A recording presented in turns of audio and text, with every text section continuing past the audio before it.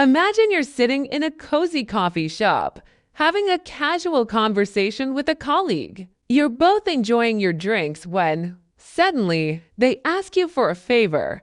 It's a simple one, but there's a catch. The request seems oddly familiar, almost like something you've done before, without even realizing it. You say yes almost automatically, without any hesitation.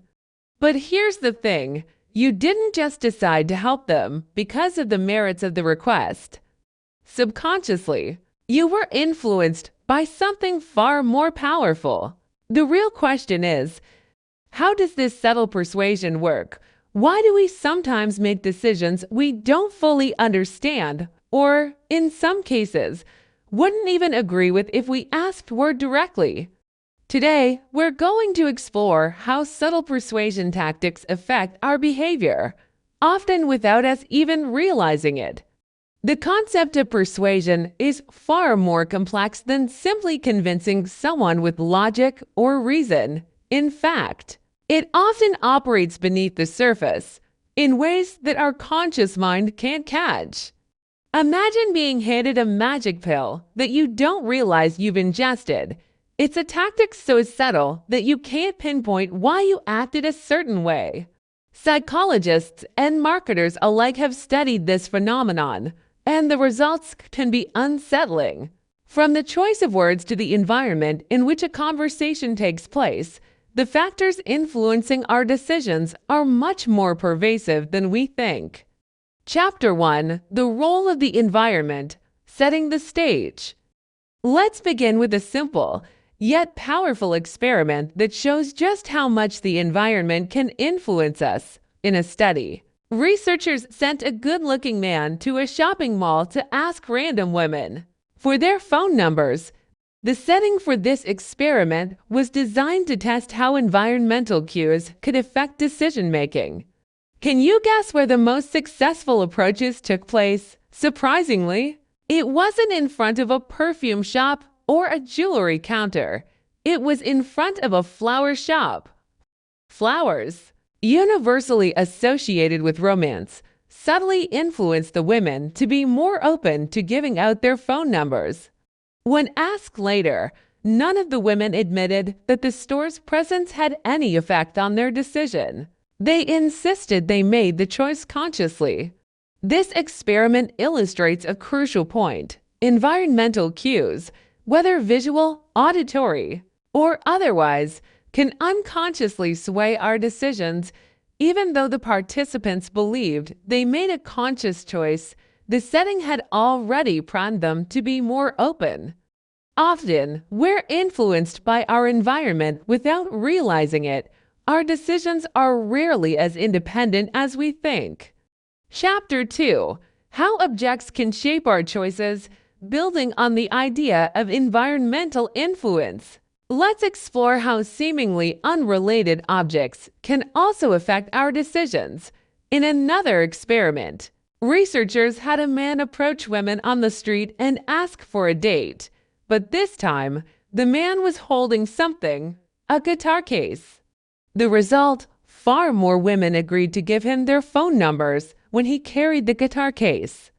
The power of this object wasn't in the guitar itself, but in the associations it evoked: music, talent, creativity, and even romance. Just by holding this object, the man triggered an emotional response in the women, nudging them to make a decision they might not have made otherwise. This phenomenon underscores a key principle of persuasion. Our environment and the objects within it can elicit emotional responses that guide our decisions. Objects are not neutral. They carry emotional weight that can influence how we behave. Chapter 3: The Subtle Power of Words. So far, we've seen how environmental factors and objects can nudge us towards certain behaviors. But can words, just words, be powerful enough to change someone's perception of a decision? Absolutely. Let's look at a real-world business example to understand how language can be used as a subtle tool of persuasion. In a sales scenario, A salesperson was struggling to sell a $75,000 product. Every time he mentioned the price, clients hesitated, trying to negotiate or simply walking away. But after he made one simple change, everything shifted. Before discussing the price, he would joke, "Well, obviously, I can't charge you $1 million for this product." What happened next was fascinating. By simply mentioning a higher price point, one that was completely irrelevant to the actual cost of the product, the salesperson made the $75. Zero seems like a much more reasonable price. The tactic works because the human brain is wired to compare prices. When the $75,000 price was juxtaposed with the idea of $1 million product, it suddenly seemed much more affordable. Words have the power to shift our frames of reference, making decisions seem easier or harder depending on how they are framed. Chapter 4: Shaping Identity, the Power of Unity. Now let's delve into one of the most powerful principles of persuasion, the concept of unity. According to psychologist Robert Cialdini, we are much more likely to say yes to someone if we feel we share a common identity or bond with them. This principle is not only about shared interests, but about creating a sense of belonging to the same group. For instance, when Warren Buffett talks about his company, Berkshire Hathaway, he doesn't just address investors. He speaks to them as if they were family. In a letter to shareholders, he wrote, "I will tell you what I would say to my family today if they asked me about Berkshire's future." This approach subtly triggers a sense of unity between Buffett and his audience, making them more likely to trust him and believe in his vision. One of Cialdini's most striking examples involves a simple tweak in a survey experiment. The researchers told students they could earn an extra point on a test if their parents completed a survey. This small, seemingly insignificant incentive led to a huge jump in parent participation, from less than 20% to nearly 19.7%. The reason? The notion that helping a family member, even in such a minor way, triggered a sense of unity and obligation. People are more likely to say yes if they feel like they are part of the same group or identity. This principle of unity can be used to make your persuasion tactics more effective. Chapter 5: The Illusion of Choice. Another powerful principle of influence involves how we perceive our options. We often believe we are making choices freely, but in reality, our options are often subtly manipulated. The concept of choice architecture suggests that the way options are presented can dramatically influence the decisions we make. Consider the example of a restaurant menu. If a menu is designed to highlight a high-priced item at the top of the list, customers are more likely to choose something slightly less expensive because it feels like a good deal compared to the most expensive options. Similarly, offering people a decoy option can push them towards a particular decision. For example, if a retailer offers a $20 product, a $40 product, and a $50 product, most customers will choose the $40 product. But if a $60 product is introduced alongside the others, customers are more likely to select the $50 product, because it now seems like the best value. This illusion of choice is at play every day, in everything from retail to political campaigns. The key takeaway here is that the way options are structured and presented can subtly steer decisions, even when people believe they are making choices entirely on their own. Chapter 6: Anchoring, the First Impression Matters. A well-known psychological principle. Anchoring refers to the human tendency to rely too heavily on the first piece of information we receive. When making decisions, once that anchor is set, we unconsciously use it as a reference point for all subsequent choices. For example, If you see a jacket priced at $200 and then see another jacket priced at $100, you might think the second jacket is a great deal. Even if it's still too expensive for what you're willing to pay, the initial $200 price anchors your perception of what is a reasonable price. This is why luxury items are often priced higher than the average market rate. When customers see that a designer bag is priced at $2,000, they are more likely to consider a $1,000 bag a reasonable deal, even if that bag is still expensive. The first piece of information we encounter, whether it's a price, a number, or a piece of advice, can set an anchor that affects our subsequent decisions, often without us even realizing it. Chapter 7. The Power of Reciprocity. People are inherently social creatures, and one of the most powerful ways to persuade someone is by offering them something first. This taps into the principle of reciprocity, the natural human tendency to want to return a favor when someone has done something for us. A classic example of this principle is the free sample strategy used by many businesses. When a company gives away a free sample, it doesn't just give away a product, it's also giving the recipient a psychological debt. The customer feels the need to reciprocate, and so they are more likely to make a purchase. Similarly, charities and fundraisers often use reciprocity to their advantage. They might send a small gift, a pen, a sticker, or a postcard, along with a donation request. By giving something first, they increase the likelihood that the recipient will feel compelled to contribute. When you offer something to someone first, they are more likely to feel compelled to give something back. This principle of reciprocity can be incredibly powerful in persuasion. Chapter 8. Commitment and Consistency. The Power of the Foot in the Door Technique. One of the strongest psychological principles of influence is the desire for consistency. Once people commit to something, whether it's a small action or a public promise, they are far more likely to follow through on it, even if it requires more effort than they originally intended.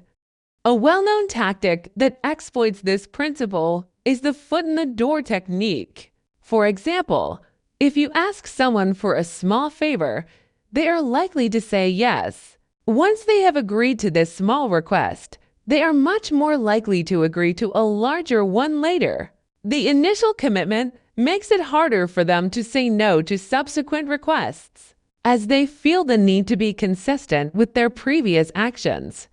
This principle can be seen in action everywhere, from marketing to personal relationships. For instance, once a person agrees to sign a petition for a cause, they are far more likely to donate money or volunteer for that cause later on. Once people commit to something, even in a small way, they are more likely to stay consistent with their behavior and agree to larger requests. This principle can be incredibly effective in building long-term engagement and loyalty. Chapter 9. Social Proof. The Power of the Crowd. Humans are inherently social creatures, and we tend to look to others for guidance, especially in uncertain situations. This is known as social proof, the idea that if others are doing something, it must be the right thing to do. The classic example of social proof is the line at the restaurant phenomenon. If you see a long line of people outside a restaurant, you are more likely to assume the food is good and decide to wait in line yourself. Even if you don't know anything about the restaurant, the presence of a crowd creates a sense of validation. This principle extends beyond restaurants. Social proof is often used in marketing, where companies highlight positive reviews, user-generated content, and testimonials to show that everyone else is using their product or service. People are heavily influenced by the actions of others, especially when they are uncertain about what to do. Creating the perception of widespread approval or popularity can be a powerful tool in persuading others to take action. Chapter 10, Scarcity. The fear of missing out. Scarcity is a powerful motivator. When people believe something is in limited supply, they are more likely to want it. This is known as the scarcity effect, and it taps into our fear of missing out. FOMO. The more difficult it is to obtain something, the more desirable it becomes. A common example of scarcity is the limited time offer or while supplies last promotion. These marketing tactics create a sense of urgency, encouraging consumers to make a purchase before the product runs out. The fear of missing out on a great deal pushes people to act quickly. Scarcity can also be used in more subtle ways. For example, exclusive memberships or invitations-only events create a sense of belonging to an elite group, which can be highly appealing to many people. The fear of missing out on something scarce can drive people to take action quickly by creating a sense of urgency or exclusivity. You can influence others to make decisions they might otherwise delay. Chapter 11, Liking. The power of connection. People are more likely to say yes to those they like. This is a key principle in persuasion. The more we like someone, the more inclined we are to help them, buy from them, or support their ideas. This principle plays a huge role in building relationships, whether in business, marketing, or personal life. One way to increase likability is through similarity. People are more likely to like someone who shares their interests, values, or background. This is why marketing often focuses on finding common ground with potential customers. If a company can connect with its audience on a personal level, the audience will feel more comfortable and trusting. Another powerful factor in likability is the principle of flattery. Complimenting someone or showing genuine appreciation can create a positive bond. People naturally respond to praise, and when they feel valued, they are more likely to agree to requests. Liking is a powerful influencing factor. By finding common ground, expressing genuine appreciation, and building a positive connection, you can increase the likelihood of gaining agreement and cooperation. Chapter 12, Authority. The influence of expertise. People tend to trust and follow the advice of experts. This is the principle of authority, which asserts that individuals with perceived expertise have a greater influence on others. We are more likely to comply with someone who seems knowledgeable or experienced, especially when we lack knowledge in a particular area. A classic example of authority is the use of professional endorsements or testimonials in advertising. When a product is endorsed by a doctor, a scientist, or a well-known expert in a field, consumers are more likely to believe in its effectiveness or quality. However, authority doesn't always have to be tied to formal credentials. Even perceived authority, such as someone appearing confident or well-dressed, can be enough to influence others. People are more likely to follow someone who seems to have control or knowledge, even if their expertise is not immediately apparent. People are naturally influenced by authority figures. Leveraging expertise and presenting oneself as knowledgeable can significantly increase the chances of gaining influence and compliance. Conclusion: mastering the art of subtle persuasion. At its core, subtle persuasion is not about tricking or deceiving people. It's about understanding the psychological forces that shape our decisions and using that knowledge to influence behavior in a positive and ethical way.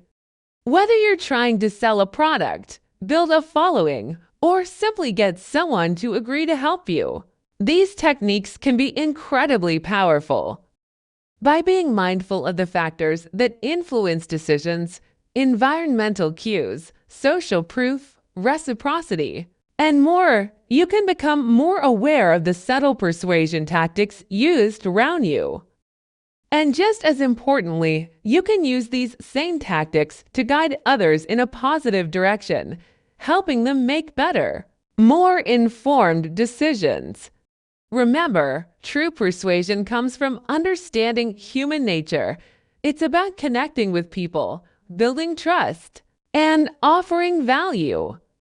When used correctly, subtle persuasion can lead to mutually beneficial outcomes, helping everyone involved move forward in a way that feels natural and authentic. That's it for this video. If you found it helpful, please subscribe to my channel. Thanks for your watching.